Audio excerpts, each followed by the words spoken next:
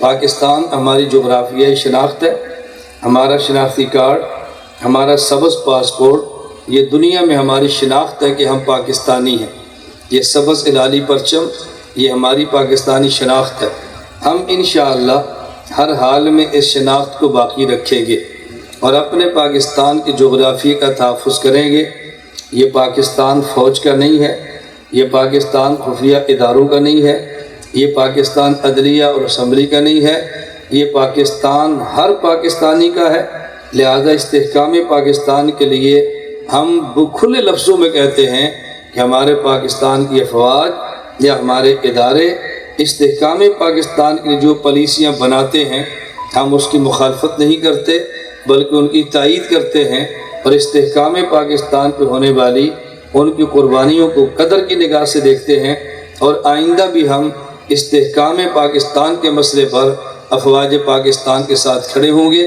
لیکن یہ دو باتیں ذہن نشین فرما لیں، اسلام اور پاکستان، اسلام کے مسائل علماء بیان کریں، افواج پاکستان علماء کا ساتھ دے، اور پاکستان کی جغرافیہ کا تحفظ افواج کرے اور ہم علماء ان کا ساتھ دیں۔ فوج پاکستان کے علماء سے نہ لڑے، علماء فوج سے نہ لڑے، اسلام کا حفاظت بھی ہوگی اور پاکستان کی حفاظت بھی ہوگی انشاءاللہ۔ اسلامی مسائل میں رہنمائی یہ ہم سے لیں، جغرافیائی معاملات میں رہنمائی ہم آپ سے لیں گے، مل جل کر دونوں کام کریں۔ اللہ ہم سب کو یہ بات سمجھنے کی توفیق عطا فرمائے۔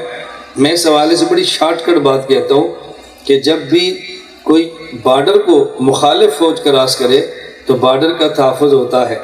اگر نظریاتی بارڈر کو کراس کوئی کرے تو پھر حفاظت علماء کرتے ہیں، جغرافیائی بارڈر کراس کرے تو حفاظت فوج کرتی ہے، اور جب نظریاتی بارڈر کراس ہو تو فائرنگ علماء کرتے ہیں، اور جغرافیائی اگر بارڈر کراس ہو تو فائرنگ فوج کرتی ہے۔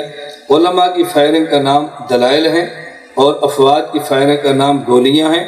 گولیاں چلا کر ملک بچانا یہ فوج کے ذمہ ہے، اور دلائل دے کر اسلام اور پاکستان کا دفاع کرنا علماء کے ذمہ ہے۔